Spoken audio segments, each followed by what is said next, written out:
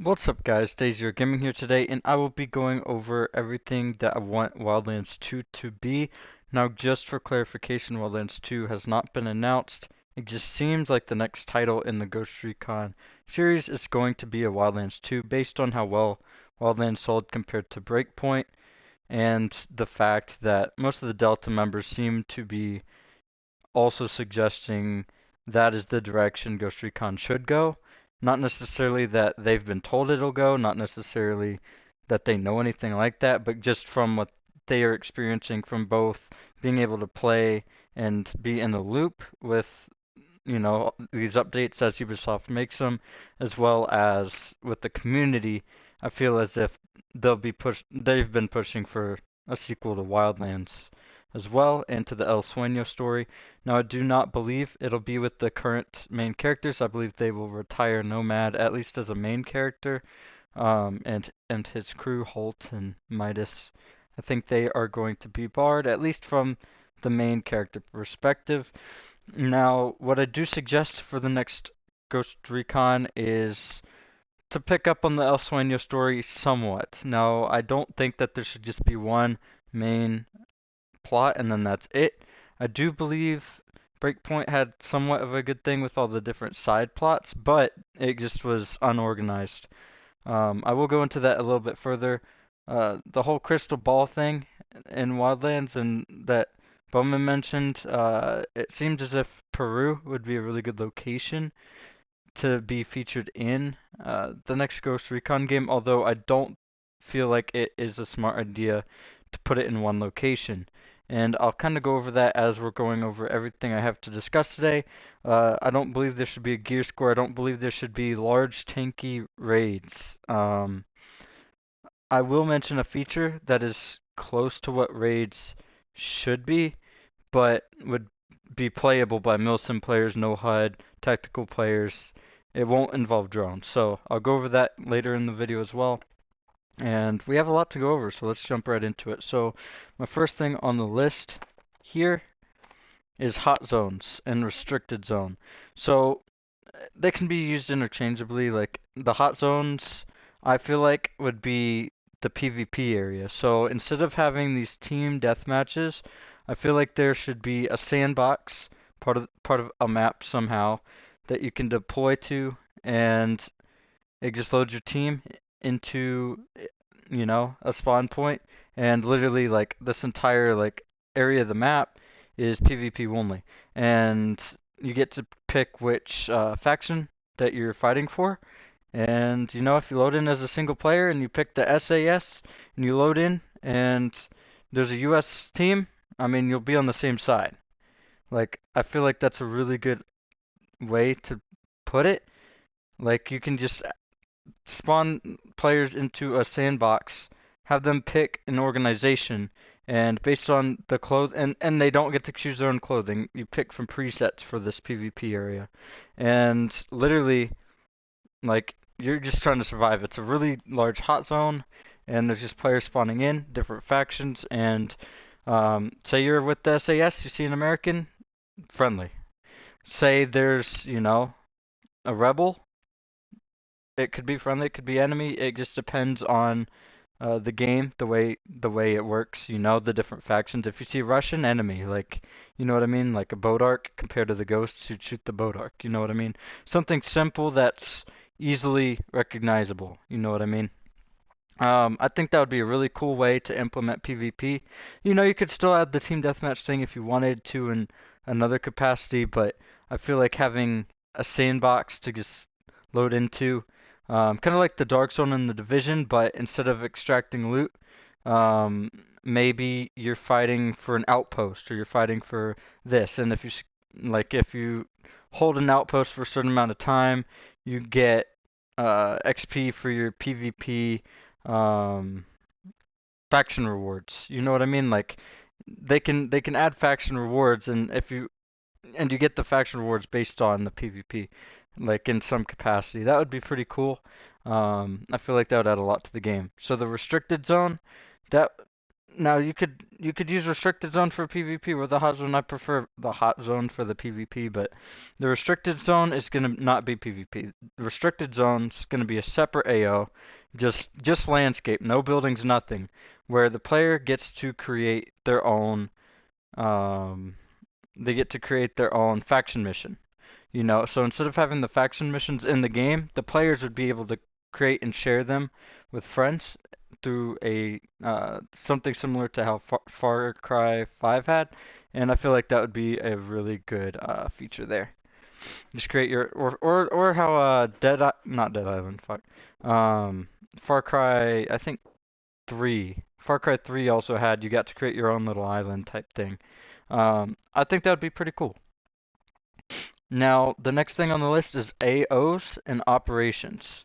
So instead of having one centralized location like Peru, I believe there should be 3 to 4 different areas that your character can operate out of. And these will be done through operations. I'm not sure if I have that written. Oh yeah, operations. AOs and operations. So instead of having just just main missions and side missions, all that, you'll have operations, which you won't be able to tell a side mission from a main mission because it's that integrated. Like everything's going to be fleshed out pretty much. So you'll deploy from an aircraft carrier, which is uh, off the coast somewhere, or you'll deploy from an MOB. You know, and it'll be really awesome. Like so, you're going to be able to operate out of Africa. You'll be able to operate out of the Middle East, and you'll be able to operate out of South America.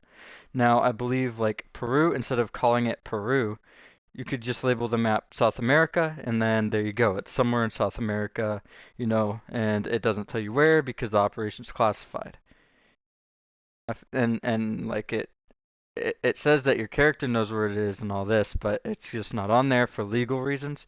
And that's a really good way they could take it all over the world and not have any repercussions is because, hey, this is somewhere in Africa. Hey, this is somewhere in the Middle East. This is somewhere in, and just make it so non-tied to one place that they can't be like, oh, this is Afghanistan, or hey, this is Bolivia. You know what I mean? Like make it to where it's culturally not anywhere in either of these places.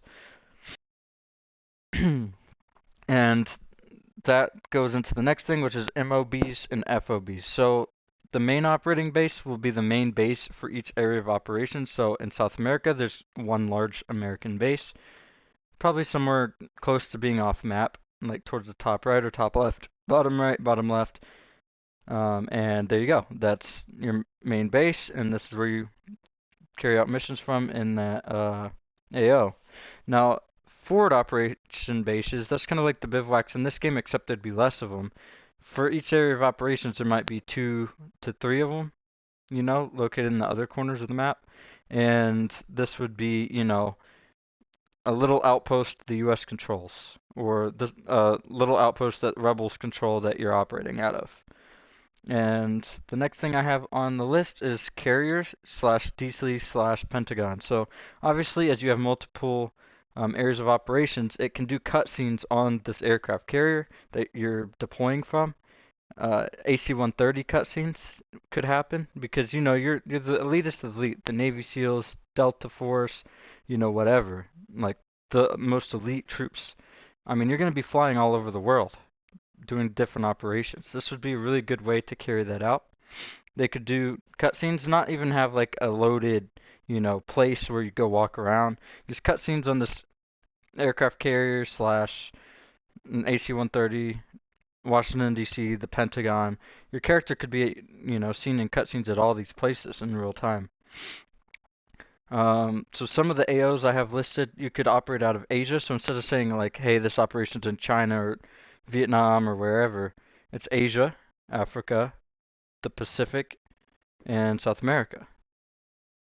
I mean, that just sounds so interesting. Like, that's such a good idea.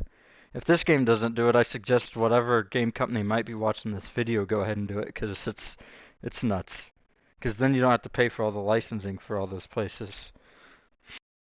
And then, so for the AI squad, I have AI command slash Overwatch. So I believe you should be able to command your squad not only to, you know, shoot and simple stuff like that, but you should be able to tell them, hey, go from here to here. Hey, provide Overwatch from this position, this position, this position, this position. Each AI teammate gets a different position assigned to them. I mean, that wouldn't be too hard considering our ping system in game. Say you just select a teammate and then you click command and then you ping a location, they go over there. That would be a really simple way to do it. Now, a more advanced way to do it would be Metal Gear Solid system, where you select the location via your iDroid or minimap, and it's preset locations, and you have them go provide Overwatch from that position that the developers already preset, and they go provide Overwatch from that cliff face, whatever. I mean, that would be pretty cool as well. Obviously, you could tell them to form a wedge around you, to, you know, do all these types of different movements, to crouch, to go prone, to stand up. You could tell them all these different things, and that'd be really interesting. Weapon gunsmith system. So instead of having gear score, right, like we do right now, and all these different millions of variants of weapons in the game, like why would you have an AK assault, an AK quiet, an AK, whatever? Like just have one AK-47, right? Or AK-74, the base model AK, whatever. Or even just have the AK base platform, the platform that AKs are built off of, and then just give me the ability to put any attachments I want on it, any barrel, any stock. Literally create your own weapons based on a weapons platform. That sounds so interesting to me. So you could put a sniper scope on it. You could put uh, an integrated suppressed barrel on it. You could put a sniper rifle barrel on it. You could do whatever you want, an LMG barrel on it. You can literally create your own weapons based on a weapons platform. So the AR-15 platform, the M4 platform, the M16 platform, the AK platforms, the stoner platform, like LMG platform, sniper platforms. Like you could take a sniper rifle and turn it into a marksman's rifle. You could take a marksman rifle, turn it into an assault rifle. Like literally do whatever you want with it, and then base the um, type of ammunition it uses off of number one, like the receiver and the muzzle and the barrel, and obviously like the magazine. Being able to use hollow point rounds, all that would be cool too. Tracer rounds, stuff like that. That would be nuts. That's just a really good thing that, like, another thing I kind of got from Metal Gear Solid was just being able to turn literally any weapon into any other weapon. So the way you'd unlock them is obviously through either the main missions or faction missions, and then also through, once you unlock a new platform, you'd be then able to customize it. I think that would be pretty cool. Um, that way, instead of special variants, you'd have special attachments you earn. So instead of doing this raid in this game and getting uh, the M82 Cerberus, you'd get a really cool like barrel that you could then put on any of your sniper rifles. So instead of having one overpowered weapon that you got, you'd have an attachment you could then put on any of your weapons, which I think is a really cool way to do it. So that is the gunsmith. Overwhelming enemy reinforcements. So obviously you're operating out of a really fortified area. So say you are in the Middle East, you are attacking a huge enemy compound. Uh, I'd want tanks to come and try to defend that place. An armored column. I'd want enemy helicopters. Basically like if you go loud, like it's going loud. And to compensate for this, you could do anywhere from 4 to 8 team member squad. I mean, maybe leave it as 4 as it is now, just because it's more realistic. Like when it comes to what they'll be capable of doing. But even 4 people, like more enemy reinforcements aren't a problem. Just make them hyper realistic. Like you shoot them in the leg, they fall to the ground. They can still pull out their pistol or something or their assault rifle, but you shoot them in the leg, they take that leg injury. You shoot them in the arm, they now can't hold the rifle in that arm. You shoot them in the head, they're dead. You shoot them in the chest, you know, they're kneeling over. Make it to where like your bullets actually matter. Instead of like having all these crazy damage numbers and bullet sponges and stuff like that, just add more enemies and add challenge to those enemies and their vehicles and archetypes and stuff like that, instead of just, making it all this crazy numbers. Enemy armor and elite units. So elite units, I already went over enemy armor, like tank columns and stuff like that, but elite enemy units. So instead of like attacking a compound and just getting normal units to come and fight you, maybe, I mean, I'm gonna go over the wanted system later, but once you attack so many compounds and go loud, they'll send elite enemy hit squads to try to take you out because they figured out the U.S. has launched an attack. They're gonna send a intercept to try to, keep you from running their operation. So, um, kind of like, like if you watch Chris Kyle's movie, that enemy sniper gets sent out to take out the people. Chris Kyle goes and takes out that enemy sniper, something like that. I mean, that's just a really loose version of it, but aggro slash AO alert system. So yeah, so if you go loud in too many bases, all the bases in the AO will go on alert, and they'll stay on alert for say 5-10 minutes. Because hey, there's been heavy casualties taken. These bases have been lost to U.S. troops. Go ahead and strengthen your response teams. Maybe put out more patrols out in the wilderness, stuff like that. Consequences for your gameplay. Maybe shoot too many people in the head in NAO, they start wearing bulletproof helmets. Just stuff like that.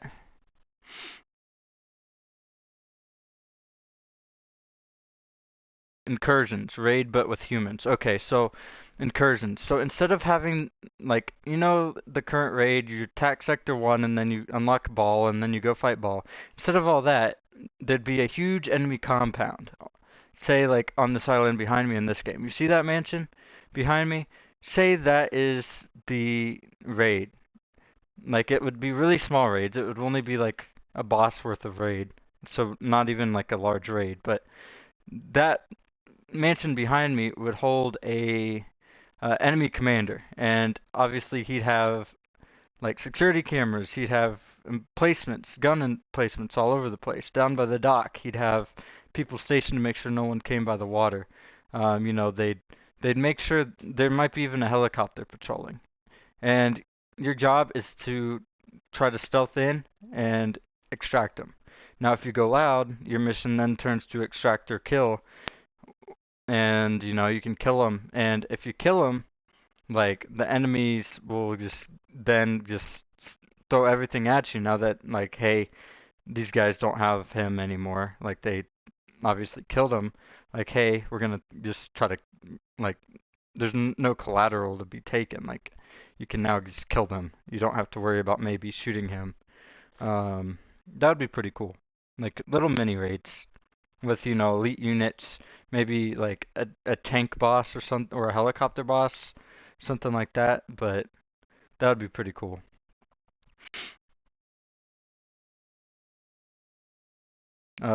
Mechanics, obviously, you'd want to add mechanics to that. So instead of shooting down the chopper, maybe there's like a electrical tower, and 3 of your teammates need to hold off enemy reinforcements and place C4 on the electrical tower, and then like when you blow the C4 on the electrical tower, it falls over and into the helicopter and it takes it down or something like that. Because you need the guy in it alive for some reason, something stupid like that. Or maybe you activate an EMP and the helicopter falls out of the sky. You go to the wreckage and you extract them, like just stupid stuff like that. Add some mechanics to it. Enemy faction heads. So instead of just having El Sueño, right? Or say in this game, instead of having Walker and Flycatcher and all them, you'd want faction heads. So obviously, you'd still want it to tie into one main guy, which would be El Sueño most likely. Um, in each AO, you have like these operations going on, and then after all of the operations are complete, you go after the big guy. The big person like that's leading it, the enemy faction, and once you take them out, it gives